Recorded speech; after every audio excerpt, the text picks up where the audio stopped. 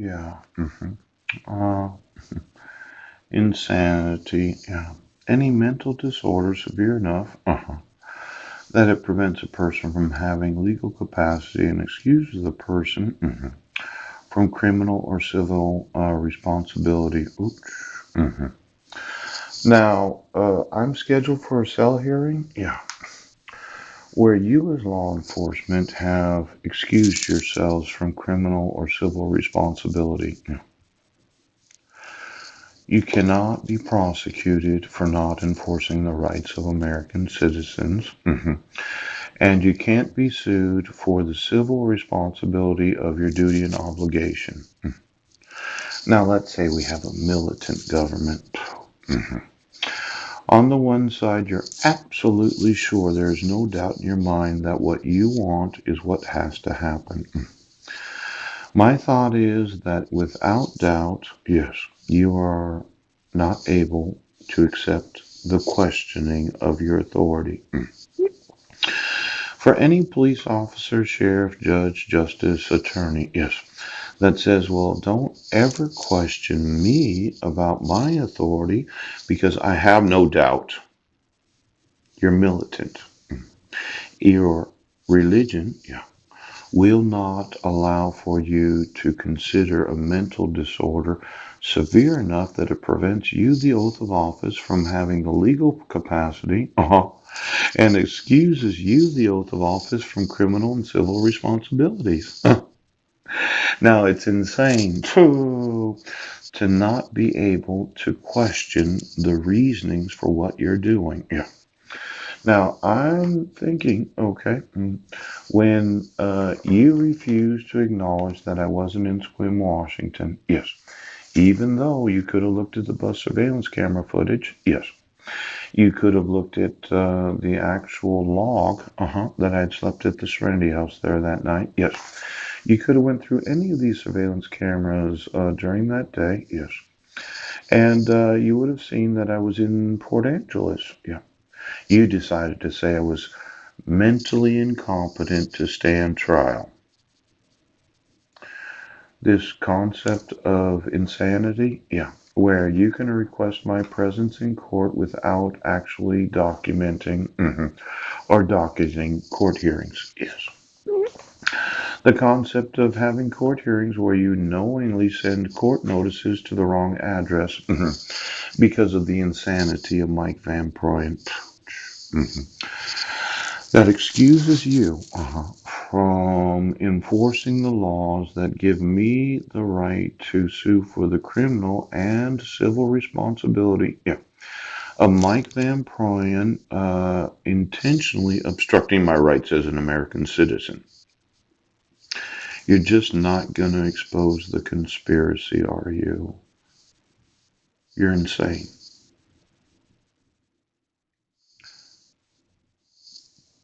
Prevents you, a police officer, from having the legal capacity and excuses you, the police officer, from criminal or civil responsibility. Insanity. Now, I'm going to want the insane, yes, to be held legally responsible for criminal and civil responsibilities. And as much as you wouldn't want to doubt this, because you have the badge on, somebody in the United States is going to have to enforce the laws. Now, which of you in law enforcement is going to do the arresting of those that are legally liable for the enforcement of the laws? We haven't done it for the last 3 years. I informed you on November 20th of 2015 that the petitioner didn't sign the protection order. You said that we don't have to have the petitioner's signature because what we are doing is for the protection of the women and children. Yes, not realizing that you violated the rights of the woman. Healthy Families of Clallam County does not have a carte blanche access to law. Leslie Bond cannot appear as a fiduciary that is legally responsible. The petitioner has to appear in court and has to acknowledge the court order because the state cannot take the rights of the petitioner. The court commissioner does not have the authority. Now, which of you is going to remove your fraud from the judicial system of the United States, and which of those that are legally obligated and have a duty for the enforcement of criminal responsibilities, yes, and civil. Now, I know you thought, well, we'll just say that Paul has a mental disease or defect. The word insanity, yes, is commonly used in discussions of this problem, although some other term would seem to preferable, such as mental disease or defect, which may be shortened to mental disorder. In general discussions, if this is clearly understood, yeah, I do not have a mental disease or defect. For having provided the evidence that I was not in Sequim, Washington, and you, the court, the insane court, Judge Porter, refused to require any evidence. My public defender never provided any evidence. His whole pretext, yes, for motioning the court was the invalid. Well, if you're not in the city that the alleged crime took place, there's no possible way you committed the crime. Now, the two-count criminal complaint, prosecuting attorney. I provide to you approximately, 10 emails, 2,000 email addresses, and you say that I'm the insane for thinking that I was in a different city than the city that I was in. I intentionally did not email the Quilcene or Brennan school districts, but I did email the school districts. Now, you don't believe that you have to enforce the civil rights of students.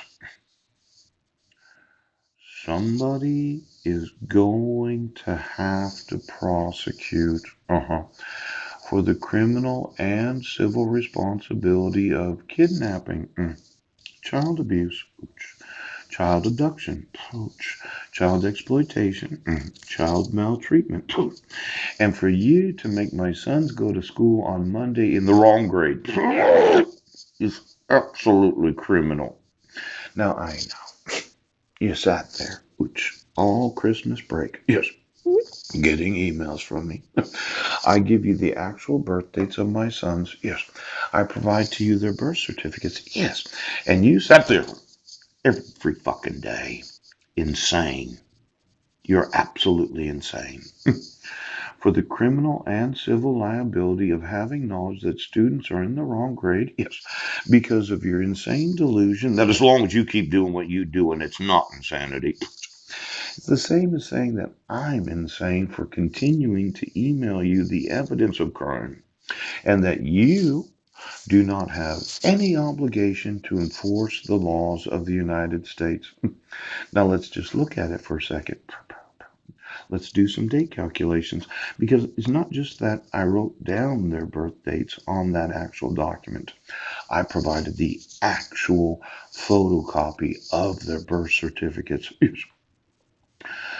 Now, you do not accept any evidence of actual crime. Insanity.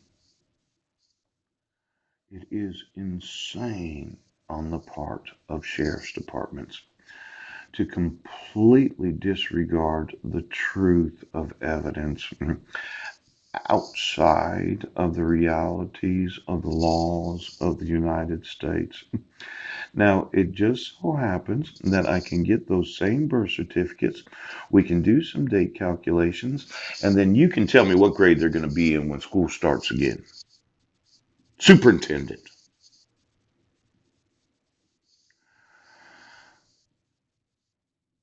You just can't give them to me, can you?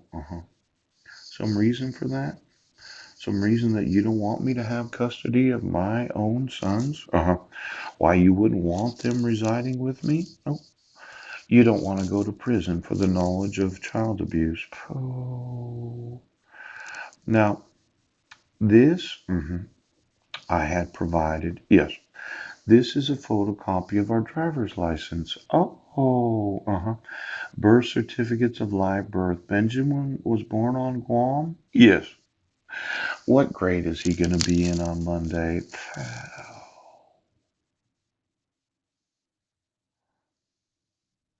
Let's see here. Heidi Lee Griggs, born on June 16th of 1970. Allegedly, I had violated the protection order on her 47th birthday. What classroom is she going to teach on Monday? Yes, because you are going to continue to enforce her employment contract. Yeah. Let's see here. Jessica Lee Hodges, my non-biological stepdaughter. Did she get paid anything to make the shows? And then Zachary James Budnick is going to have a birth date on the 16th of this month. Yes. But it says the date of his birth, uh, January 16th of 2002. He's going to be 17 years old. And you're going to keep him as a sophomore. Now, we're going to have to do what requires some civil and criminal responsibility. To have my wife continue to teach class right now, I'm going to sue you. You're going to prison. You're insane for keeping her as a teacher in the Brennan School District when you know that for some